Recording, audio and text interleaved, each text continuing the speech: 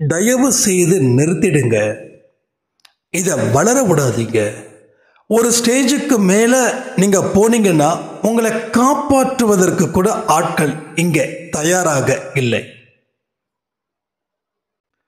மனம் ஒரு குரங்கு போல இப்போ இருக்குது. ஆனால் இதை அடக்கலைன்னா அந்த குரங்கு அடங்காது. அடுத்தது மதம் பிடித்த யானையா உருவாகிடும். அதுக்கு இடம் கொடுக்கணுமான்றதை யோசிச்சுக்கோங்க. கடவுள் கொடுக்கிற வாய்ப்புகள் கஷ்டத்தை அதிகமாக கொடுத்து அது மூலமாக ஒரு வாய்ப்புகளை ஏற்படுத்துகிறார். இப்போ நீங்கள் கஷ்டப்படக்கூடியவர்களாக இருந்தால் வாய்ப்புகளை உங்களுக்கு உருவாக்கி வச்சிருக்காருன்னு அர்த்தம். கண்டிப்பாக திரும்பிய பக்கமெல்லாம் சோகங்கள் இப்போ உங்களை தாக்கலாம்.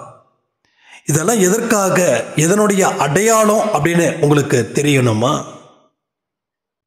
இருக்குதுன்னு சொன்னா அது நிச்சயமா இருக்குது, இல்லைன்னு சொன்னா இருக்கிறதும் இல்லாம போயிடும். உலகத்துல நாம யாரை வச்சு கம்பேர் செய்யணுன்றது முக்கியம். மனசு ரொம்ப பழுதடைஞ்சு போயிடுச்சு. அதை ரிப்பேர் செய்யணும். அந்த ரிப்பேரை இப்போவே இந்த நொடியே நாம செஞ்சா என்ன தப்பு? கஷ்டத்தை அனுபவிக்கிற காலத்துல இருக்கிறவங்களுக்கு மிகப்பெரிய வாய்ப்புகள் இப்போ இந்த நொடி, இந்த செகண்ட். இதை விடாதீங்க. மறுபடியும் இந்த வாய்ப்புகள் உங்களுக்கு வராமலே கூட போகலாம்.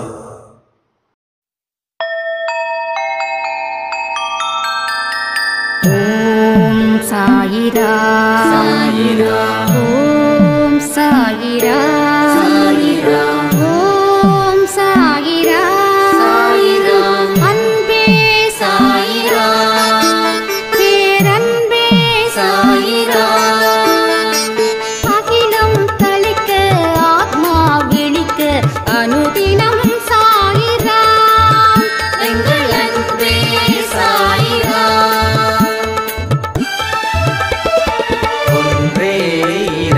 ஒன்றே பூமிக்கென்றும் சாயிரா, சரணம் சாயிரா, நன்றே செய்து வாழ்வோம், நாம் ஒன்றே செய்து வாழ்வோம், அன்பே சாயிரா.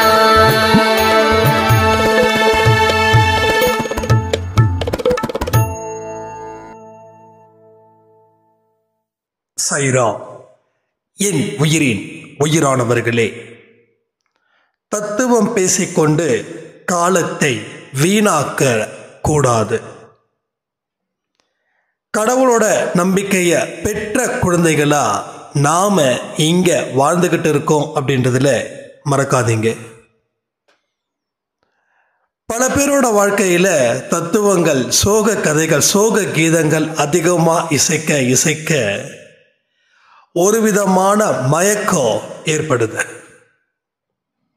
மயக்கத்தில் இருந்தா எந்த உருப்படியான வேலையையும் நாம செய்ய முடியாது. மயக்கம் கிட்டத்தட்ட ஒரு விழிப்புணர்வு இல்லாத தன்மையை கொடுக்கும், சுய நினைவு இல்லாத மாதிரியும் கொடுக்கும். இன்னைக்கு நீங்க கொஞ்சம் மயக்கத்தில் இருந்தாலும் ஒரு நாள் இல்லை ஒரு நாள் தெளிவு கிடைக்கும் போது வாழ்க்கையில் எவ்வளவு தவற விட்டோம் அப்படின்னு நினைக்கக்கூடிய காலமும் கூடி சீக்கிரம் வரும், இல்லை வந்தும் இருக்கும். ஒரு விதமான மன நெருக்கடிக்கு நம்ம ஆளாகிக்கிட்டே இருக்கோம். சில பேரோட வாழ்க்கையில் பல கஷ்டங்கள் தொடர்ந்து வந்துக்கிட்டே இருக்குது. ஏன்னா மன உளைச்சல், மன அழுத்தம் இது இருக்க இருக்க எந்த ஒரு மனுஷனையும் அது வாழ விடாம வழி செஞ்சுக்கிட்டே இருக்கும். பிரச்சனைகளை தீர்க்க முடியாதவனுக்கு மன உளைச்சல், மன அழுத்தம் அதிகரிக்கும். இது முடியாது அப்படின்ற ஒரு விஷயத்த நாம நினைக்கிறோம். ஆனா இதெல்லாம் முடியும் அப்படின்னு வேற ஒருத்தர் நினைக்கிறான். அப்படி அவன் நினைக்கிறதால, அதன்படி வாழ்றதால அவன் சாதிக்கிறான். கடவுள் அவனுக்கு துணை புரியுறாங்க. ஆனால் இன்னைக்கு இங்கே கடவுளுடைய துணை எல்லாருக்கும் இருந்தும் கடவுள் தன்னை ஒரு வாழ்க்கையில் கொண்டு போய் சேர்க்கல அப்படின்னு இங்கே எத்தனையோ பேர் கெஞ்சிக்கிட்டு இருக்கோம், கதறிக்கிட்டு இருக்கோம், துன்பப்பட்டுக்கிட்டு இருக்கோம், துக்கப்படுத்திக்கிட்டு இருக்கோம். ஏன் சோக கீதத்தை மறுபடியும் மீண்டும் மீண்டும் இசைத்து கொண்டே இருக்கிறோம். மனுஷனுக்கு ஓய்வு அப்படின்றது இல்லாமலே இருக்கு. நான் தூங்குறத ஓய்வுன்னு சொல்ல மாட்டேன். தூங்காம விழித்திருக்கிறதுல ஒரு ஓய்வு கிடைக்கும். விழித்திருக்கும் போது தூங்காம, மொபைல் நோண்டாம, பேப்பர் படிக்காம, யாருக்கிட்டையும் எதுவும் பேசாம அமைதியான முறையில் இருக்கக்கூடியது தான் முழு ஓய்வு. உறக்கம் வேறு, ஓய்வு வேறு. ஒரு அரை மணி நேரமாவது கொஞ்சம் நம்ம ரிலாக்ஸ் பண்ணணும். நமக்கு என்ன தோணுதுன்னா, நான் என்ன பெருசாக வெட்டி கிழிச்சிட்டேன், எனக்கு எதுக்கு ஓய்வு அப்படின்னு நாம் நமக்கே கேள்விகளை கேட்போம்.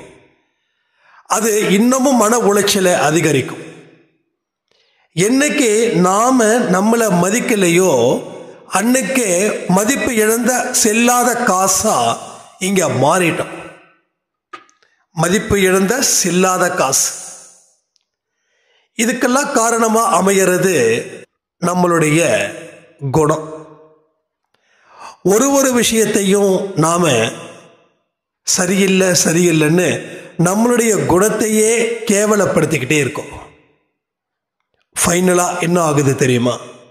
வாழ்க்கையில் எதுக்கும் பயனில்லாத மனுஷனா நான் வாழறேன்னு நீங்கள் நினைச்சு அப்படிப்பட்ட வாழ்க்கையை வாழும்போது பிறரும் அதே போல நினைக்கக்கூடிய அளவுக்கு நம்ம வாழ்க்கையுடைய செயல்பாடுகள் அவ்வளவு மோசமாக கேவலமாக இருக்கிறது. மனிதனுடைய சக்தி மனுஷனுக்கு தெரிஞ்சிக்க முடியல, புரிஞ்சிக்க முடியல. மனிதன் எவ்வளவு பெரிய சக்தி வாய்ந்தவன், எவ்வளவு பெரிய மகத்தானவன், அவனுக்கு தெய்வத்தோட துணை எந்த அளவில் இருக்கும் அப்படின்றது இங்க பலருக்கு புரியல. புரிஞ்சாலும் அதை அனுபவிக்க முடியல. ஏன் அனுபவிக்க முடியல அப்படின்னு கேள்விகள் கேட்டா, அதற்கு தகுந்த வாழ்க்கை முறையை, வாழ்வியல் முறையை நாம கடைபிடிக்கிறதே இல்லை. ஏதாவது நம்ம சொந்த பந்தங்கள் நம்மளை டார்கெட் பண்ணாங்க அப்படின்னா நம்ம அப்படியே நடுங்கி போறோம். இதுக்கு மேல வாழ முடியாது அப்படின்ற ஒரு நிலையில நாம தள்ளப்பட்டுக்கிட்டு இருக்கோம். வாழ்க்கையில நிறைய கஷ்டங்கள் நிறைய பேர் உங்களுக்கு கொடுத்துக்கிட்டே இருக்காங்க, கொடுப்பாங்க, கொடுத்துக்கிட்டு இருந்தாங்க, ஏன் கொடுத்துக்கிட்டு இருக்கிறாங்க, கொடுப்பாங்க. ஒவ்வொரு மனுஷனுக்கும் நம்ம பயந்து வாழ்ந்தா நம்ம வாழ்க்கையில எதையுமே செய்ய முடியாத ஒரு வெற்று இடம் ஏற்பட்டுடும். உங்க பேச்சுக்கு மதிப்பு இல்லை அப்படின்னு நினைக்கும் போது உங்களுக்கு மிகப்பெரிய வருத்தம் இருக்குது. அந்த வருத்தத்தை நாம சரி பண்ணாம அப்படியே அலோவ் பண்ணிக்கிட்டே இருக்கோம். கூடிய சீக்கிரம் வாழ்க்கை நம்ம கையை விட்டு போகிறதுக்கும் வாய்ப்புகள் நிறைய இருக்கு. இங்க பல பேரோட வாழ்க்கை போயிடுச்சுன்னு நினைக்கிறாங்க, பல பேரோட வாழ்க்கை போய்கிட்டு இருக்குதுன்னு நினைச்சாங்க. ஆனா சிலர் மட்டும்தான் போச்சு, இப்ப அதை திருப்பி பிடிச்சிட்ட அப்படின்னு சொல்றாங்க. அந்த சிலர் கடவுளுக்கு சொந்தக்காரர்கள். கடவுளுக்கு சொந்தக்காரர்கள், கடவுளோட வார்த்தைகளை நம்புறவங்க, கடவுளோட வார்த்தைகளை சொல்லக்கூடிய வழிகளை வழிகாட்டுறதுல கீழ்ப்படியக்கூடியவர்களா இருக்கிறவங்க. எவ்வளோ பெரிய கஷ்டங்கள் வந்தாலும் அவங்களுக்கு எதுவும் செய்யலை, எவ்வளோ பெரிய அவமானங்கள் வந்தாலும் அவங்களுக்கு எதையும் செய்யலை. இந்த மாதிரி அறிகுறிகள் உங்களுக்கு வர ஆரம்பிச்சிடுச்சுன்னா கடவுள் உன்னோடு இருக்கிறார், கடவுள் உன்னோடு இருந்து உனக்கு துணை புரிவா. என்னைக்குமே வாய்ப்புகள் கடவுள் வழங்குறாருன்னா அதை பயன்படுத்திக்க முயற்சிகள் செஞ்சாதான் நாம இன்னும் அதிகப்படியான சந்தோஷமான வாழ்க்கையை வாழ முடியும். கடவுள் வாய்ப்புகளை எப்படி வழங்குவார் தெரியுமா? ஒரு கஷ்டமான சூழ்நிலையில உங்க வாழ்க்கையில ஏதாவது ஒரு திருப்பங்களை செய்ய வைப்பார். அந்த திருப்பங்கள் நிச்சயமா அது 60% மனசுக்கு கசப்பை கொடுக்கலாம், 40% வேணா சந்தோஷத்தை கொடுக்கலாம். ஆனால் இங்கே மனுஷனுடைய தாட் எப்படி இருக்குதுன்னா, சந்தோஷம் மட்டும்தான் வாழ்க்கை அப்படின்னு நினைக்கிறவன் அந்த கஷ்டத்தை விரும்புறது இல்லை. கஷ்டத்தை விரும்புகிறவன் அதை தாண்டி போக முயற்சி செய்து பலனடைகிறான். கஷ்டத்தை விரும்பாதவனோ அந்த கஷ்டத்துக்குள்ளேயே லிமிட்டை சுருக்கிக்கிறான். அடிக்கடி நான் சொல்லுவேன், ஒரு வட்டம் போட்டு அந்த வட்டத்துக்குள்ளே வாழ்ந்துக்கிட்டு இருக்கோம். சில நேரத்தில் வட்டத்தை தாண்டி போகணும். அப்படின்னு வட்டத்தை தாண்டி போகும்போது தான் உங்கள் வாழ்க்கையில் இன்னமும் உற்சாகமான மனநிலை உங்களுக்கு கிடைக்கும். வெறுப்பு வெறுப்பு இந்த 2-3 சமாச்சாரங்கள்லாம் வாழ்க்கையில் தொடர்ந்து வரதால தான் நமக்கு சந்தோஷத்தை மட்டும் தேடுறோம். சந்தோஷம் கிடைச்சா கடவுள் அனுக்கிரகம் இருக்குதுன்னு நாம் நினைக்கிறோம். பட் கடவுளுடைய அனுக்கிரகம் கஷ்டத்திலையும் இருக்குதுன்னு ஏன் பலருக்கு தெரியல. ஒரு முனிவர் தன்னுடைய பிறப்பை இருக்கக்கூடாதுன்னா கடும் தவம் செய்கிறார். எங்கே செய்கிறார்? உள்ள ஏசி ரூமில் செய்கிறாரா? இல்லை. ஒரு மலை அடிவாரத்தில் ஒரு குகைக்குள்ள செய்கிறாங்க. அப்போ செய்யும்போது அந்த பனி, வெயில், பசி இதை எல்லாத்தையும் தாங்கணும். இது ஒரு பெரிய துன்பம். 3 வேளை நல்லா சாப்பிட்றவங்க திடீர்னு நான் உட்கார போகிறேன், தவம் பண்ண போகிறேன் அப்படின்னு உட்காரும்போது ஒரு 4 மணி நேரத்துக்கு அப்புறம் வயிற்றுல ஒரு சத்தம் கேட்காதா? அடுத்தது உட்காந்துக்கிட்டே இருந்தால் வலிக்காதா? சரி, ஓரளவுக்கு நார்மலான டெம்பரேச்சரில் உட்காரலாம். அதிகப்படியான பனியில் உட்கார முடியும்? எப்படி உட்கார முடியும்? அப்போ அந்த யோகி எல்லாத்தையும் கடக்கிறாங்க. அந்த முனிவர்கள் எல்லா கஷ்டத்தையும் தனக்குள்ள எடுத்துக்கிறாங்க. ஏன்னா கடவுளை அடையணும்னா இந்த கஷ்டத்தை நான் தாங்கினாதான் அந்த கடவுள்கிட்ட நான் நெருங்க முடியும் அப்படின்னு தூக்கத்தை தியாகம் பண்றாங்க, பசியை தியாகம் பண்றாங்க, உடல் மீது வைக்கக்கூடிய அக்கறை தியாகம் பண்றாங்க. அப்ப கடவுள் கஷ்டத்தை கொடுக்கல. ஒரு மனுஷன் நார்மலா இருக்கிறவ அவன் இன்னும் ஒரு மிகப்பெரிய சக்தி வாய்ந்த மனுஷனா மாறணும் அப்படின்னா அவன் பலவிதமான முயற்சிகள், பலவிதமான உழைப்புகள், பல கஷ்டத்தை, பல துன்பத்தை அவன் அனுபவிச்சுதான் அவன் கடவுளை அடைகிறான். அப்போ நாம அந்த மாதிரி கடுத்தவம் செய்யல. வாழ்க்கையில எதிர்பாராத சம்பவங்கள் வருதுன்னா அது ஒரு வாய்ப்பா நினைச்சுக்கோங்க. அந்த வாய்ப்பை பயன்படுத்தி மீண்டு நில்லுங்க. கஷ்டத்தை கடவுள் கொடுக்கறதுக்கு காரணமே அடுத்த வாழ்க்கையை கொடுக்கணும் தானே. அதுல தானே அவர் ரொம்ப தீவிரமா இருக்காரு. அது ஏன் நமக்கு தெரியல, அது ஏன் நமக்கு புரியல, இதுதான் கேள்வி. அப்ப இந்த கேள்விக்கு பதில சொல்லுங்களேன். இன்னைக்கு உங்களுக்கு தெரிஞ்ச எத்தனையோ மனுஷங்க இருக்கலாம், உங்களுக்கு தெரிஞ்ச மனுஷங்க எத்தனையோ பேர் இருக்கலாம், இல்ல எல்லாருக்கும் தெரிஞ்ச மனிதர்களா பலரை நீங்க பார்த்துருக்கலாம். சினிமா ஆக்டர்ஸ் இருக்கலாம், இல்ல அரசியல்ல இருக்கலாம், இல்ல தொழிலதிபராக இருக்கலாம், எத்தனையோ பேர் இருக்கலாம். ஆனா அத்தனை பேரும் கிட்டத்தட்ட 80% கஷ்டத்துல இருந்து வந்தவங்க தான். கஷ்டத்துல இருந்து தன்னை செதுக்கினவங்க, கஷ்டத்தை பார்த்து ஓடுனவங்க அப்படியே நின்றுட்டாங்க. கஷ்டத்தை தாண்டி ஜெயிச்சவங்க வாழ்க்கையில வாழ்ந்தாங்க. 2 பேர் எடுத்துக்கலாமே. ஒருத்தர் உழைக்கணும், வாழணும், முயற்சிகள் செய்யணும், தோல்வியோ அவமானமோ வந்தால் அதை பற்றி கவலைப்படாமல் தொடர்ந்து நீ முன்னேறிக்கிட்டே இருன்னு சொல்லக்கூடிய வர்க்கம். இன்னொரு வர்க்கம் தன்னால் முடிஞ்ச வரைக்கும் போராடணும், ஒரு ஸ்டேஜுக்கு மேலே போராட முடியலன்னா இருக்கிற வாழ்க்கையை எடுத்துக்கணும் அப்படின்னு. இந்த முதல் வர்க்கத்தில் இருக்கிறவங்க ஜாஸ்தியா, 2வது வர்க்கத்தில் இருக்கிறவங்க ஜாஸ்தியா? கமெண்ட் பண்றீங்களா? அப்போ எவ்வளவு கஷ்டங்கள் வந்தாலும், துன்பங்கள் வந்தாலும் முயற்சிகள் செய்து கொண்டே இருப்பேன். தடைகள் வந்தாலும் அதை எதிர்த்து நின்று போராடுவேன் அப்படின்னு நினைக்கிறவ வாழ்க்கையில உயர்ந்த இடத்துல போய் நிற்கிறான். அவனுக்கு தோல்வின்றது நிறைய இருக்கு, அதை எல்லாம் அவன் தாண்டிட்டான் அப்படின்னா அவனுக்கு வெற்றிகள் மேல வெற்றிகள் வந்துக்கிட்டே இருக்கும். ஆனால் இவனுக்கோ ரெண்டாவது வர்க்கத்தில் இருக்கிறவனுக்கோ தோல்விகளை பார்த்து ஒரு பயம், மனசுல ஒரு விதமான படபடப்பு, பதபதப்பு. இதை தாங்க முடியாத அளவுக்கு மன அழுத்தம், மன நெருக்கடி. அப்போ அவன் என்ன நினைக்கிறான், போராட்டங்கள் போதும், இதுக்குள்ளேயே நம்ம வாழ்ந்துக்கலாம் அப்படின்னு அந்த வளையத்துக்கு உள்ளேயே நிற்கிறான். அப்போ முன்னாடி இருக்கிறவ ஜெயிக்கிறான், பின்னாடி இருக்கிறவ தூக்குறான். அதுக்கு காரணம் இவனுடைய தாட்ஸ் வேற, அவனுடைய தாட் வேற. இவன் வட துருவம், அவன் தென் துருவம். இவன் வெற்றியின் பக்கம், அவன் தோல்வியின் பக்கம். ஆனால் இன்னைக்கு பெரும்பாலான மனிதர்கள் இரண்டாவது வர்க்கத்திலே தான் அதிகமாக காணப்படுகிறார்கள். அப்போ இவங்களா ஒரு லாஜிக், இவங்களா ஒரு இமேஜினேஷன், இவங்களா ஒரு வாழ்க்கை முறையை ஃபாலோ பண்ணுறாங்க. அது முடியாது, நடக்காது, எதற்கு மேலே ஒன்றும் இல்லை அப்படின்னு சொல்லி ஒரு அசோசியேஷன் ஃபார்ம் கிரியேட் பண்ணுறாங்க.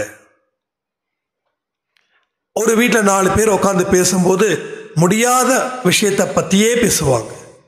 வாழ்க்கையில் இப்படி நடந்துடுச்சு, இதுக்கு காரணம் ஏதாவது ஒரு காரணத்தை வச்சிருவாங்க. எல்லாரும் அடிப்படையாக வைக்கக்கூடிய காரணம் உங்களுக்கே தெரியும், தட் இஸ் அ விதி. விதிப்படி தான் நடக்கும் அப்படின்றதுல ரொம்ப தெளிவாக அது உயர்ந்ததாக கூட நினைக்கிறாங்க. அப்போ இவங்களுக்குள்ள ஒரு ஃபார்ம் கிரியேட் பண்ணுறாங்க, பேசுகிறாங்க, இதை பற்றியே திங்க் பண்ணுறாங்க. இந்த குடும்பத்தில் இருக்கிற பிரச்சனை, அந்த குடும்பத்தில் இருக்கிற பிரச்சனை, மற்றவங்க இடத்துல இருக்கக்கூடிய பிரச்சனை, இந்த சொசைட்டியில் நடக்கக்கூடிய பிரச்சனை, அத்தனை பிரச்சனையும் உங்களுடைய வீட்டோட ஹால்குள்ளே நடக்குது, கேட்குது. ஒன்று சொல்கிற கேட்டுக்கோங்க, உங்கள் வீட்டோட ஒவ்வொரு செங்கலுக்கும் ஒரு உணர்வுகள் இருக்கு. அந்த உணர்வுகள் எதை கொண்டு பிரதிபலிக்குது தெரியுமா? உங்களுடைய மனதில் ஏற்பட்ட எண்ணங்களை கொண்டு அது பிரதிபலிக்கிறது. அது நல்லதா பிரதிபலிச்சா நீங்க நல்லா இருப்பீங்க, அது மோசமா பிரதிபலிச்சா என்னவோ அதுதான். அப்போ உங்க வீட்டில் இருக்கக்கூடிய செங்கலுக்கு கூட உணர்வு இருக்குதுன்னா அதுக்கு காது இருக்குதுன்னு, கண்ணு இருக்குதுன்னு அர்த்தமாகுது. ஒன்றும் இல்லை, ஒரு ஜப்பான் ஒரு ஆராய்ச்சி நான் சொல்லியிருக்கேன் 2-3 பதிவில். ஒரு கிளாஸ் எடுங்க, அது நல்லா கழுவிக்கோங்க, கண்ணாடி கிளாஸ், அதில் தண்ணி எடுத்து ஊற்றுங்க. இப்போ ஒரு கண்ணாடி கிளாஸை அது நல்லா இருக்கும், சூப்பராக இருக்குது, செமையாக இருக்குதுன்னு சொல்லி ஒரு எண்ணத்தை அதில் வைங்க. இன்னொரு கிளாஸில் இருக்கக்கூடிய தண்ணி சீக்கிரம் கெட்டு போயிடும், அழுகிடும், நாத்தடிக்கும், இல்லை தண்ணியோட கலர் மாறிடும் அப்படின்னு ஒரு தாட்டை வைங்க. இப்போ கொஞ்ச நாள் ஆக ஆக நீங்கள் எந்த கிளாஸ் நல்லா இருக்குன்னு சொல்கிறீங்களோ அது நல்லாவே இருக்கும். எந்த கிளாஸில் இருக்கக்கூடிய தண்ணி சரி இருக்காதுன்னு நினச்சிங்களோ அது சரி இருக்காது. ஒரே கிளாஸ், ஒரே தண்ணி, ஒரே கால நேரம், ஒரே அளவு எல்லாமே இருக்கும்போது நம்முடைய எண்ணங்களுடைய பிரதிபலிப்பு எந்த அளவில் அங்கே இருக்குதுன்னு தெரிஞ்சுக்கிட்டா நாம் எதை நினைக்கணும், எதை பார்க்கணும் அப்படின்ற எல்லா விஷயமும் உங்களுக்கு ஒரு புரிதலை ஏற்படுத்தும். அப்போ மனிதனுடைய எண்ணங்கள் எப்படிலாம் பிரதிபலிக்குது அப்படின்றத கொஞ்சம் செக் பண்ணி பார்த்தீங்கன்னா அதனுடைய பவர் உங்களுக்கு தெரிய ஆரம்பிச்சிட்டோம். எதையுமே சாதாரணமாக மட்டும் நினச்சிடாதீங்க, எதையுமே சாதாரணம் நினச்சிடாதீங்க. நீங்கள் பேசக்கூடிய வார்த்தைக்கு உயிர் இருக்குது, நீங்கள் நினைக்கிற நினைப்புக்கு உயிர் இருக்குது. அப்போது எல்லாத்துலேயும் ஒரு கவனமும் ஒரு விழிப்புணர்வும் இருந்தே ஆகணும். ஸோ மன அழுத்தம் ஏன் வருது, எதுக்கு வருதுன்றதை யோசிக்கணும். அதுக்கு தனிமை எடுத்துக்கோங்க, கேள்விகளை கேளுங்க, பதில்கள் சொல்லும். பதில்கள் சொல்ற அளவுக்கு கேள்விகள் கேட்டுக்கிட்டே இருங்க. எதனால இப்படி, என்ன செய்ய தவறணும், என்ன செஞ்சுக்கிட்டு இருக்கோம், இதெல்லாம் நீங்க ஆழமா கேட்க கேட்க பதில்களும் அதே ஆழமா உங்களை சேரும். உங்க உறவுகள் உங்களை ஒதுக்குனாங்கன்னா அதுக்கு காரணம் இருக்கு.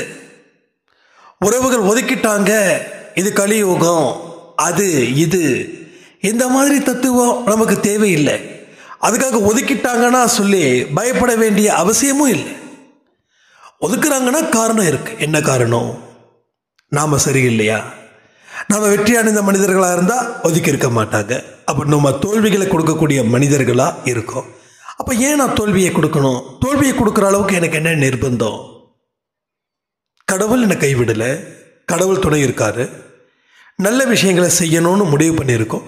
சரி, முடிவு பண்ண விஷயத்தை எத்தனை செஞ்சோம், எத்தனை செய்யலை? ஒருத்தர் நம்மளை கேவலமாக திட்டுறான்னா ஏன் திட்டுறான், எதுக்கு திட்டுறான்? நம்ம முன்னேற்றம் அவனுக்கு பிடிக்கலையா? அப்போ நம்ம முன்னேறிக்கிட்டே இருக்கோமா? இதையெல்லாம் நீங்கள் நிறைய கேள்விகள் கேட்டுக்கிட்டே இருக்கணும். இந்த கேள்விகள் பல பதில்களையும் பல வழிகளையும் அது உருவாக்கும். ஒன்ஸ் உருவாக்கிடுச்சு அப்படின்னா உங்கள் வாழ்க்கையில் சிறப்பான எதிர்காலம் டேம் ஷோர் நடக்கும். பட் உருவாக்கலை அப்படின்னா உங்களுடைய கேள்விகள் கரெக்டு, ஆனால் பதில்களோ தவறு. இன்னைக்கு காலையில் கூட அதான் நம்ம சொன்னோம். பதில்களை நமக்கு ஃபேவராக மாற்றுறதை நிறுத்திட்டு உண்மையான பதில்களாக அது இருக்கிற வரைக்கும் போராடணும். முடிவை எப்பயுமே முடிவு பண்ணாதீங்க. இப்படி தான் அப்படின்னு சொல்லி முடிவு செய்கிறது இங்கே மிகப்பெரிய அளவில் பிரச்சனைகளை அதிகமாக கொடுத்துக்கிட்டே இருக்குது. நான் இங்கேருந்து போகணுமா, அவ்வளோ தூரம் கஷ்டப்படணுமா, நான் இப்படி கஷ்டப்படுவேனே அப்படி கஷ்டப்படுவேனேன்னு சொல்லி பயணத்தை நிறுத்தினவங்க ஜாஸ்தி. ஆனால் பயணத்தை நிறுத்திட்டு ஒரு இடத்துல உட்காந்து வேடிக்கை பார்த்துக்கிட்டு மறுபடியும் ஆபத்தை சந்திக்கிற அந்த விஷயம் இருக்குது. அது பயணத்தை ஆரம்பித்தா அதில் வரக்கூடிய ஆபத்தை விட நீங்கள் சும்மா வேடிக்கை பார்த்து நீங்கள் கெஸ் பண்ணக்கூடிய ஆபத்து 100 மடங்கு பெருசு, 100 மடங்கு. அப்போது ஒரு விஷயத்தை நம்ம முடிவு பண்ணது தப்பு அப்படின்றது வாழ்க்கையில் பிற்பகுதியில் உங்களுக்கு தெரியும். நான் திரும்பவும் சொல்கிறேன், பிற்பகுதியை சாதாரணமாக நினைக்கிறீங்க. பிற்பகுதி தான் ஒரு மனுஷனுடைய வாழ்க்கை ஆனந்தமாக இருக்கா இல்லை மோசமாக இருக்குதான்னு தெரிய வரும். தயவு செய்து பயப்படுங்க. மரணத்துக்கு பயப்படணும். எனக்கும் மரணத்துக்கு பயம் இருக்கு. ஏன் தெரியுமா? நாம் செஞ்ச பாவம், நம்ம செஞ்ச புண்ணியம் என்னன்னு நமக்கு தெரியும். நான் எத்தனை பேருக்கு புண்ணியம் பண்ணியிருக்கேன், எத்தனை பேருக்கு பாவம் செஞ்சுருக்கேன். ஸோ இந்த ஜென்மத்தில் 10 பேருக்கு, ஆனால் போன ஜென்மத்தில் எனக்கு தெரியாது, அதுக்கு முந்தின ஜென்மம் தெரியாது. ஆக மொத்தம் பாவம் அதிகமாக இருக்கிற மாதிரியே நினச்சிக்கலாம். அப்போது என்ன தோணும்? நல்ல விஷயங்களை செய்யணும்னு தோணும். நல்லவர்களை மேலே பழி சுமத்தக்கூடாதுன்னு தோணும். நல்லவர்களோட வாழ்க்கையில் சாபம் கொடுக்கக்கூடாதுன்னு தோணும். நல்லவர்களை கேவலப்படுத்தக்கூடாதுன்னு தோணும். பெரியவர்களுக்கு மரியாதை கொடுக்கணும்னு தோணும். யாரையும் இலக்காரமாக பேசக்கூடாதுன்னு தோணும். நமக்கு ஒன்று இருக்குது, மற்றவனுக்கு இல்லை, அவனுக்கு இல்லைன்னு அவனை கேவலப்படுத்தக்கூடாதுன்னு தோணும். அப்போ நல்ல வழிகள் நிறைய பெருகும். அதனால தான் மரணத்தை பார்த்து பயப்படு அப்படின்னு கடவுள் சொல்கிறார். அடுத்த நிமிஷம் உனக்கு எழுதி வைக்கப்பட்டது அப்படின்னா நீ இத்தனை நாள் இத்தனை நொடி என்ன பண்ணியிருக்க, எதை வச்சு அப்படின்னு. அதாவது திடீர்னு ஒரு எக்ஸாம் வச்சா என்ன பண்ணுவோம்? டெய்லி ஸ்கூலுக்கு போகிறோம், படிக்கிறோம், ஹோம்ஒர்க்லாம் எழுதுகிறோம். பட் திடீர்னு நாளைக்கு நாம் இப்போ ஸ்கூலுக்கு போகிறோம். அப்போது நாளைக்கு காலையில் ஸ்கூலுக்கு போன உடனே தான் தெரியுது இப்போ இன்னைக்கு உனக்கு ஆனுவல் எக்ஸாம் அப்படின்னு. அப்போ நம்ம என்ன சொல்கிறோம்? ஃபைட் பண்ணுறோம். என்னங்க சொல்ல மாட்டிங்களா? ஒரு மாதத்துக்கு முன்னாடி சொன்னால் தானே நாங்கள் ப்ரிப்பேர் பண்ணுவோம் அப்படின்னு. அப்போது சார் கேட்பாங்க, அப்போ இத்தனை நாள் நீங்கள் படிச்சிங்கல்ல, இத்தனை நாள் ஹோம்ஒர்க் பண்ணிங்கல்ல, இத்தனை நாள் monthly test mid term test எல்லாமே எழுதுனீங்கல்ல, அதை வச்சு எழுதுங்க அப்படின்னு. நம்ம ஒத்துக்க மாட்டோம். ஓகேவா? அப்போ நமக்கு தெரியுது இப்போ ஒரு எக்ஸாம் அப்படின்னா மார்ச்சில் நடக்கும், ஏப்ரலில் நடக்கணும். ஆனால் திடீர்னு ஜனவரியில் போர்ஷன் கம்ப்ளீட் பண்ணியாச்சு, அதனால் உங்களுக்கு அடுத்த நாள் காலையில் ஸ்கூலுக்கு போகும்போது எக்ஸாமு, நீங்கள் பேகெல்லாம் அந்த பக்கம் வச்சுருங்க, இப்போ உங்களுக்கு ஒரு பேப்பர் கொடுக்குறோம், கொஸ்டின் பேப்பர் கொடுக்குறோம், நீங்கள் எழுதணும் அப்படின்னு சொன்னால் படிக்கிற பசங்க கூட தயங்குவாங்க. படிக்காத பசங்களுக்கு எப்பயுமே ஜோறு தான். படித்த பசங்க தயங்குவாங்க, ஏன்னா ப்ரிப்பரேஷன் இல்லை. அப்போ படித்தது அது பத்தாது, ரைட்டா? அதே போலதான் மரணம் எப்பொழுது வேணாலும் நிகழலாம். இதை நெகட்டிவாக எடுத்துக்க வேண்டிய அவசியம் இல்லை. ஏன்னா உடல் தான் மண்ணுக்கு போகுது, ஆன்மா அடுத்த பிறவியை நோக்கி போகுது. அதனால் ஃபீல் பண்ண வேண்டிய அவசியமே இல்லை. வந்தோம், பிறந்தோம், வாழ்ந்தோம், இறக்குறோம், அவ்வளோதான். ஜஸ்ட் லைக் தட் ஈஸியான ஒரு மெத்தடாலஜி. யாருக்கு கஷ்டத்தை கொடுத்துருக்கோம், எத்தனை பேர் வாழ்க்கையை கெடுத்திருக்கோம், இதெல்லாம் தான் நம்ம யோசிக்கணும் இந்த நிமிஷம் வரைக்கும். அப்படி எதுவும் இல்லைன்னா ஹாப்பி, இருந்துச்சுன்னா நிறைய புண்ணியங்களை நாம் செய்யணும். நமக்கு தெரிஞ்சு எத்தனை பேருக்கு ஒரு சோகத்தை கொடுத்தோம், தெரியாமல் நம்ம நடவடிக்கையின் மூலமாக எத்தனை பேருக்கு சோகத்தை கொடுத்தோம். இதெல்லாம் தான் லாஜிக். இதெல்லாம் தான் நம்ம அக்கௌண்ட்ஸ் டாலி பண்ணணும். அதாவது நஷ்டத்தை விட நஷ்டம் லாபம். அப்போது செலவு கம்மியாக இருந்து வருமானம் அதிகமாக இருந்துச்சுன்னா லாபம். செலவு அதிகமாக இருந்து வருமானம் குறைஞ்சதுன்னா நஷ்டம். அப்போ புண்ணியம்ன்ற வரவு அதிகமாக இருக்கணும். அப்போ தான் செலவை ஈக்குவல் பண்ண முடியும். இல்லைன்னா உங்களுக்கு அதை ஈக்குவல் பண்ணுற அளவுக்கு நம்ம சில விஷயத்தை நம்ம செஞ்சு ஆகணும். அதுதான் இங்கே காலத்தின் கட்டாயமாக இங்கே இருக்குது. ஒவ்வொரு மனுஷங்களும் நல்லதை செஞ்சுக்கிட்டே இருங்க. நம்ம ஏன் இந்த 2-3 நாளாக சொன்னோம் ஏதாவது சாப்பாடுக்கு செய்யுங்க செய்யுங்க செய்யுங்க அப்படின்னு? ஏன்னா லாஸ்ட் 2 மாதமாக நான் கம்ப்ளீட்டாக செக் பண்ணலை எவ்வளோ பேருக்கு நீங்கள் சாப்பாடு கொடுத்துருக்கீங்க அப்படின்னு. ஸோ இப்போது ரொம்ப சந்தோஷமாக, ரொம்ப ஹாப்பியான மூமெண்ட்டாக இருக்குது. சொன்னதுக்கப்புறம் கிட்டத்தட்ட ஒரு 20லேருந்து 30 பேர் எக்ஸ்ட்ரா இவ்வளோ சொல்லிட்டியாச்சு, சண்டேக்குள்ளே சாப்பாடு கொடுக்கணும் அப்படின்னு சொல்லி நீங்கள் கொடுக்கக்கூடிய விதம் ரொம்ப ரொம்ப சந்தோஷமாக இருக்குது. சம்திங் ஏதாவது ஒன்று பண்ணுங்க, ஏதாவது ஒரு ட்ரஸ்ட்டுக்கோ ஏதாவது ஒன்று கொடுங்க. சாப்பாடுக்கு உங்களால் கொடுக்க முடியலன்னா உங்கள் வீட்டு பக்கம் இருக்கக்கூடிய அனாதை ஆசிரமம், அர்பனேஜ், ஹோமேஜ் எங்கேயாவது இருந்துச்சுன்னா தேடி கண்டுபிடிங்க. ஏன்னா நம்ம பொறுப்பு அவங்களுக்கு ஒரு வேளை சோறாவது கொடுக்கணும் அப்படின்னு சொல்லி. ஏன்னா கடவுளுடைய மனசு குளிர்விக்கணுன்ற பொறுப்பு நம்மக்கிட்ட இருக்கணும்ல. அதுதானே மெயினான விஷயமா இருக்குது. அதை நம்ம சரி பண்ணாதான் நம்ம வாழ்க்கையில் நம்மளால் பல விஷயத்தை சரி பண்ணவே முடியும். இல்லைன்னா எதுவுமே பண்ண முடியாது. எதுவுமே பண்ண முடியாத அளவுக்கு நம்ம கை கால்கள் கட்டி போட்டது போல இருக்கும். இது எல்லாத்தையும் உணரணுங்க. உணரும் போது தான் நிறைய விஷயங்கள் தெரியும். நம்மளை விட லட்சோபலட்சம் மக்கள் கஷ்டத்தில் இருக்காங்க தெரியுமா? கோடிகள், லட்சம் கூட கிடையாது, கோடிகள். எத்தனையோ பெண்கள், எத்தனையோ குழந்தைங்க சாலையோரத்தில் வசிக்கிறாங்க. கவனிச்சிருக்கீங்களா? ஒரு பெரிய பாலம் அவுட்டரில் இருந்துச்சுன்னா அந்த அவுட்டருக்கு கீழே ஒரு குடும்பம் கிட்டத்தட்ட 50, 20, 80 பேர். இவங்களாம் எங்கே இருந்தாங்க? எவ்வளோ நாளைக்கு இருப்பாங்க? யாராலையும் கெஸ் பண்ண முடியாது. அப்போது அந்த இடத்துல இருக்கக்கூடிய குழந்தைங்க ஆரோக்கியமாக இருக்காங்களா? நம்ம வீட்டில் ஒரு சின்ன கொசு இருந்தால் கூட குழந்தைங்களுக்கு தடிச்சு போயிடுது, ஹாஸ்பிட்டல் தூக்கிட்டு ஓடும். பட் அங்கே இருக்கிற குழந்தைங்களுக்கு எவ்வளோ பெரிய ஒரு மோசமான சூழ்நிலை. அப்போ கம்பேர் பண்ணும்போது அவங்கள விட கடவுள் என்னை எவ்வளவு சிறப்பாக வச்சுருக்காரு, எவ்வளவு ஒரு அற்புதமான ஒரு வாழ்க்கை எனக்கு கொடுத்துருக்காரு அப்படின்னு நமக்கு தோணும். என்றைக்குமே நமக்கு மேலே இருக்கிறவங்கள கம்பேர் பண்ணால் நாம் நிம்மதியாக இருக்க முடியாது. நமக்கு கீழே இருக்கிறவங்களை கம்பேர் பண்ணும்போது தான் நாம் நிம்மதியாக இருக்கவே முடியும். ஆனால் நம்ம அன்பேசாலி என்ன சொல்கிறோம், நமக்கு கீழே இருக்கிறவங்கள பார்த்து நிம்மதி அடைகிறத தாண்டி அட்லீஸ்ட் அவங்களுக்கு ஏதாவது நாம் செய்யணுமே அப்படின்ற வேகமும் அப்படின்ற மனநிலையும் இங்கே இருக்கணும் அப்படின்னு சொல்கிறோம். கொடுத்து செவந்த கையாக நம்ம கை இருக்கணும். எல்லாருக்குமே இந்த ஆசை இருக்குல்ல? அப்போ இருக்கிறத கொடுங்க. 1 ரூபாயோ 10 ரூபாயோ 100 ரூபாயோ 1000மோ லட்சமோ கோடியோ அத்தனையும் ஒன்று தான். ஒரு சாய்ராம் கூகுள் பேயில் எனக்கு 100 ரூபா அனுப்புனாங்க.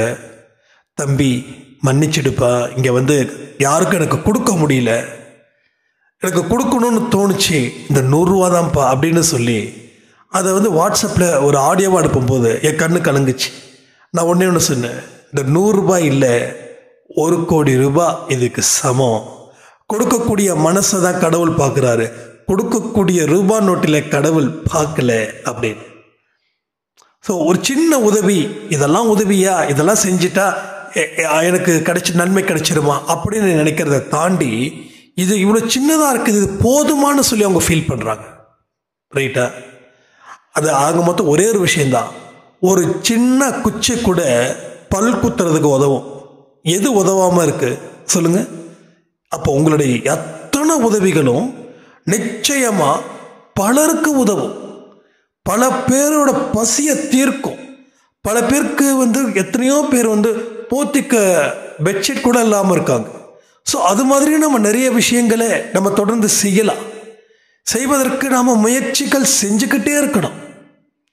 1 2 பத்தாது, இன்னும் இன்னும் இன்னும் செய்யுங்க, உதவிகள் செய்யுங்க உங்கள் லிமிட்டுக்குள்ளே. ஆனால் கடன் வாங்கி உதவிகள் செய்யாதீங்க, அதுவும் முக்கியம்.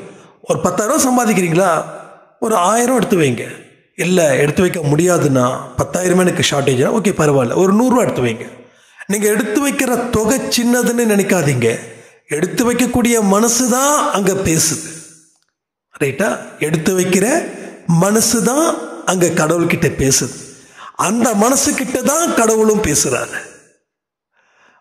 கடவுள் உங்கள் நேருக்கு நேராக பேசலை, உங்கள் மனசுக்கிட்ட பேசுகிறாரு. ஆனால் அறிவுரைகளை புத்தியின் மூலமாக வழங்குறார். ஆனால் பேசுகிறதோ மனசுக்கிட்ட பேசுகிறார். அப்பா அம்மா அது மாதிரி, அப்பா அறிவுன்னு வச்சுக்கலாம், அம்மா மனசுன்னு வச்சுக்கலாம். அப்போ அப்பா கிட்ட நம்ம என்ன பேசுவோம், அம்மா கிட்ட என்ன பேசுவோம்? அப்பா கிட்ட கொஞ்சம் தயங்கி கேட்போம், மரியாதை கொடுப்போம். ஏன்னா குடும்பத்தை நிர்வகிக்கிறவர் அவரே. அம்மான்றது உயிர் கொடுக்கிறவர். ஸோ 2 பேருமே வாழ்க்கையில் ரொம்ப ரொம்ப இம்பார்ட்டன்ட். ஒரு அம்மா சொன்னாங்க, 60-70 ஆயிடுச்சு எனக்கு, அப்பா அம்மா இல்லையேன்னு சொல்லி எனக்கு வருத்தம். கிட்டத்தட்ட 10 வருஷமாக அப்பா அம்மா இறந்துட்டாங்க. இன்னைக்கு வரைக்கும்ப்பா ரொம்ப கஷ்டமாகவே இருந்தது. ஆனால் இப்போ தான் நினைக்கிறேன், இங்கே இருக்கிற அத்தனை பேருமே எனக்கு அப்பா அம்மா, இந்த பூமி, இந்த வானம், அது மாதிரி நான் நினச்சி பழகும்போது இது மனசுக்குள்ள ஒரு சந்தோஷம், ஒரு நிம்மதி, ஒரு தைரியம், ஒரு பாசம், என்னோட முகத்திலேயே ஒரு விதமான தெளிவு, இங்கே எல்லாமே எனக்கு கிடைக்குது. உண்மையில் ரொம்ப ரொம்ப சந்தோஷமாக இருக்குது அப்படின்னாங்க. அன்றைக்கி நம்ம ஒரு பதிவில் சொல்லியிருந்தோம், வானமும் பூமியும் உனக்கு தாயும் தந்தையுமாக இருக்குது. இதை விட என்னங்க வேணும்? நிற்கிற பூமி தாய், பார்க்குற வானம் தந்தை. That's all. ஏன் வாழ முடியாதா என்ன? கண்டிப்பாக வாழ்ந்துடலாம். இது இங்கெல்லாம் அழியாத சொத்துக்கள். எத்தனை ஜென்மத்திலையும் வானமும் பூமியும் நமக்கு அம்மா அப்பா தோழன், அது மாதிரி வச்சுக்கலாம். இரவு நேரத்தில் வானத்தை கொஞ்சம் பார்த்துருக்கீங்களா? கொஞ்சம் பாருங்க. உங்கள் வீட்டில் மொட்டை மாடி இருந்துச்சுன்னா, மொட்டை மாடி ரொம்ப சொர்க்கம். இதெல்லாம் நம்ம வீட்டில் பால்கனி நமக்கு சொர்க்கம். அப்போ சும்மா அப்படியே மேலே பார்க்கும்போது அது அழகான ஸ்டார்ஸு, இன்னும் அழகழகான விஷயங்கள், வானம் எவ்வளோ தெளிவாக இருக்கும். இந்த வானம் எத்தனை பேரை பார்த்துருக்கு. அது தாண்டி சாய்பாவை பார்த்துருக்குது, நமக்கு பிடிச்சவங்களை பார்த்துருக்குது, நம்மளோட எதிரிகளை பார்த்துருக்குது, எத்தனையோ நல்லது செய்கிறவனையும் பார்த்துருக்கு, எத்தனையோ கெட்டது செய்கிறவனையும் பார்த்துருக்கு. இப்போ என்ன பார்க்குது? என்னுடைய தாத்தாவை பார்த்துருக்கோம், என்னோட பாட்டியை பார்த்துருக்கோம், பூர்வ ஜென்மாசில் நான் எப்படி இருந்தனோ அதை பார்த்துருக்கோம். அப்படி இப்படின்ற மாதிரி ஏகப்பட்ட ஒரு சந்தோஷம், ஒரு ஹாப்பினஸ். இல்லைன்னு நினைச்சாதான் இல்லை உண்மை, இருக்குதுன்னு நினைச்சா அத்தனையும் நடக்கும். ஸோ இல்லைன்னு மட்டும் நினைக்காத, இருக்குதுன்னு நினை. ஸோ எப்படிப்பட்ட ஒரு படைப்பு இங்கே இருக்கு. இந்த படைப்பு நம்ம கண்ணுக்கு தெரியலன்னா நம்மளுடைய எண்ணங்கள் தானே அதுக்கு காரணமாக இருக்கு. ஒரு திரை இருக்கு நமக்கும் இயற்கைக்கும். அந்த திரையை மட்டும் அகற்றிட்டோம் அப்படின்னா அவ்வளோதான், வாழ்க்கை சொர்க்கம். வாழ்க்கை ஒரு சிம்மாசனத்தில் உட்கார முடியும். கோயிலுக்கு போகிறோம், அபிஷேகம் நடக்குது, ஸ்க்ரீன் போட்டு மூடிடுறாங்க, உள்ளே அம்மனுக்கு அலங்காரம் நடக்குது. சில பேர் அப்படியே சாமி கொண்டு போயிடுவாங்க, அவங்களுக்கு எதுவும் எமர்ஜென்சியாக இருக்கும், ஓகே. ஆனால் பல பேர் வெயிட் பண்ணுறாங்க. வெயிட் பண்ணி அந்த ஸ்க்ரீனை திறந்த உடனே அந்த அம்மனோட முகத்தை பார்க்கும்போது அப்படியே உடம்பெல்லாம் புல்லரிக்குது. மாரியம்மனை பார்க்கும்போது என் உடம்பு மெய் சிலிர்க்குது. நம்ம வீட்டு பக்கம் ஒரு மாரியம்மன், குளிர்ந்த மாரியம்மன் அப்படின்னு. அந்த அம்மனுக்கு ஒவ்வொரு மாதமும் சாரி எடுத்து கொடுக்கணும் அப்படின்னு ஆசை. அதன்படி 2 மாதம் எடுத்து கொடுத்துட்டோம். இப்போ ரீசெண்டாக எடுத்து கொடுக்கும்போது போன மண்டே உங்கள் சாரி மண்டே அன்னைக்கு அம்மனுக்கு கட்டுறோம், நீங்கள் வாங்க அப்படின்னாங்க. அப்போ போகும்போது கிட்டத்தட்ட 8 மணி 8:10 ஆயிடுச்சு. நமக்கு தோணுச்சு 6 மணிக்கு போகலாம், 7 மணிக்கு போகலாம். 6, 7 ஆச்சு, 7, 8 ஆச்சு. ஐயோ, இதுக்கு மேலே அம்மனை பார்க்க முடியாது. இருந்தாலும் நமக்கு ஒரு பாக்கியம் இருந்துச்சுன்னா அம்மனை பார்க்கலாம் அப்படின்னு. அப்போ நேராக போகிற கோயிலுக்கு ஸ்க்ரீன் போட்டு மூடிட்டாங்க. வெளியில் மட்டும் அந்த ஊஞ்சலில் இந்த பித்தளையில் இருக்கக்கூடிய அம்மன் இருக்காங்க. சரி, நான் அவர்கிட்ட கேட்குறேன், உள்ளுக்குள்ளே இருக்கிற விக்கிரகத்துக்கு தான் கட்டுறாங்க. அப்போ கேட்குறேன், என்னங்க வர நேரமாப்பா இது அப்படின்னு. அங்கே இருக்கிற பெரியவர் உரிமையாக கோச்சிக்கிட்டார். வர நேரமா, இப்போ தான் வரணுமா அப்படின்னு. அப்போது அவர் பேசுனது அம்மனே பேசுகிற மாதிரி இருந்துச்சு. அவர் பேச மாட்டார். அவர் அந்த நேரத்தில் அவருக்கு அவ்வளோ கோவம். அப்போ அம்மனுடைய வெளிப்பாடாக அதை நான் எடுத்துக்கிட்டேன். ஐயோ சாரி. என்னது சாரி கேட்குறீங்க?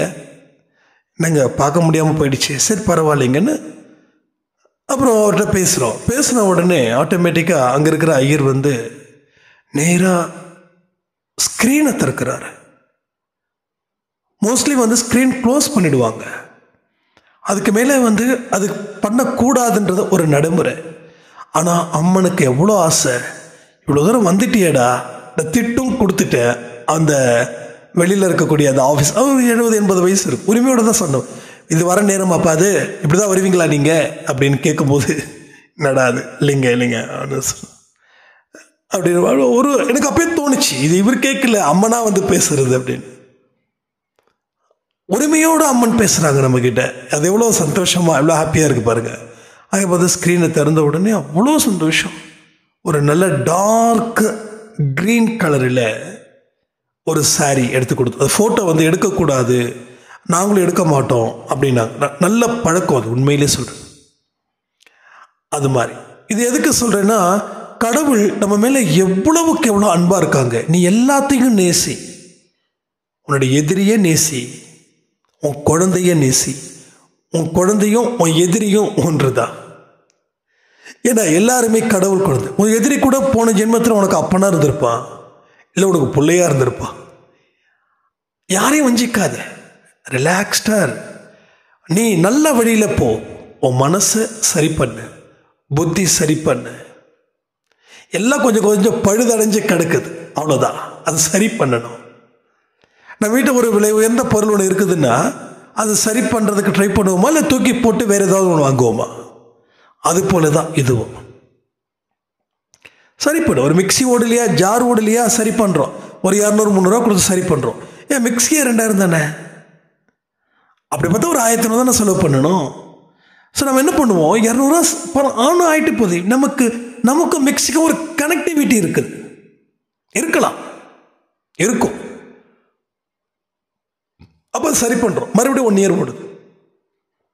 அப்போ மிக்சினா ரிப்பேர் வரதான் செய்யும், டிவினா ரிப்பேர் வரதான் செய்யும், வண்டினா ரிப்பேர் வரதான் செய்யும். மனுஷனுடைய மனசுனா ரிப்பேர் பண்ணி தான் ஆகணும். நம்ம மனசு அளவில்லாத ஆசைகளை கொண்டது. அது என்னைக்காவது ஆட்டம் போட்டுக்கிட்டு தான் இருக்கும். மனம் ஒரு குரங்கு, மனம் ஒரு மதம் பிடிச்ச யானை. மனசு ஒரு குரங்குன்னு சொன்னாங்க, ஆனால் அப்படி கிடையாது. குரங்கெல்லாம் எந்த காலத்துக்கு முன்னாடியே சொல்லியிருக்கலாம். ஆனால் இன்னைக்கு இருக்கக்கூடிய ஸ்ட்ராட்டஜி பிரகாரம், இன்னைக்கு இருக்கக்கூடிய காலம் கற்றுக் கொடுக்கக்கூடிய பாடத்தின் பிரகாரம், மனம் ஒரு மதம் பிடித்த யானை. யானை மதம் பிடிச்சிருச்சுன்னா எதையும் பார்க்காது. ஒரு சூறாவளியை நடத்தி அதுக்கப்புறமா வருத்தப்படும், ஐயோ இப்படி பண்ணிட்டோமே, அப்படி பண்ணிட்டோமே அப்படின்னு. மனசு சேம் டிட்டோ இல்லை, இப்படி ஆசைப்பட்டுட்டோமே, பேராசை பிடிச்சிட்டோமே, அவனை போய் நம்பணுமே, இவரை போய் நம்பணுமே அப்படின்னு எப்போ தோணுது? ஏமாந்து கைவிடப்பட்ட சூழ்நிலையில் அது தோணுது. இதெல்லாம் தான் வாழ்க்கையில் நம்ம பல விஷயங்களை தெரிஞ்சிக்க வேண்டியதாக இங்கே தொடர்ந்து அன்பே சாயில நம்ம சொல்லிக்கிட்டே இருக்கோம். அதனால் நல்லா ஸ்ட்ராங்காக இருங்க, மைண்டை கிளியராக வச்சுக்கோங்க. புத்தி மனசு ரொம்ப ரொம்ப இம்பார்ட்டன்ட். அப்போ தான் ஆரோக்கியம் இருக்கும். உடம்பு முக்கியம், பயிற்சி முக்கியம். மன அழுத்தத்தை கம்மி பண்ணுவோம். வாழ்க்கையில் செமையான அற்புதமான வாழ்க்கையை வாழ்வோன்னு சொல்லி இந்த பதிவை நான் முடிக்கிறேன். ஜெய் சாய்ராம்.